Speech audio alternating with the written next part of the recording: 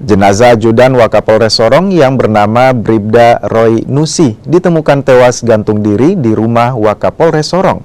Korban ditemukan setelah adik korban curiga panggilan teleponnya tidak direspon oleh korban. Ia kemudian berinisiatif menuju rumah Wakapolres yang tidak jauh dari rumahnya. Korban ditemukan tewas gantung diri saat Wakapolres bersama keluarga berada di luar daerah.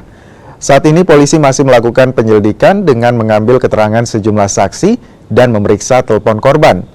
Menurut polisi, tidak ditemukan tanda-tanda kekerasan di tubuh korban. Kini polisi masih menunggu hasil visum. Pertama kali ditemukan oleh adik kandungnya pada pukul 17.30 waktu Indonesia Timur, di mana adik kandungnya mencurigai bahwa yang bersangkutan almarhum tidak mengangkat telepon dan ada kendaraan dinas di rumah, kendaraan pribadi di rumah Wakapolres sudah lama dipanaskan dan belum dimatikan.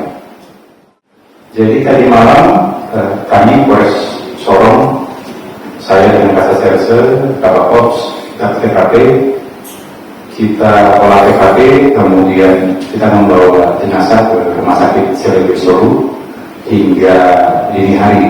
Dan juga saya langsung mengawasi untuk pelaksanaan visum. Untuk hasilnya akan keluar 2-3 hari.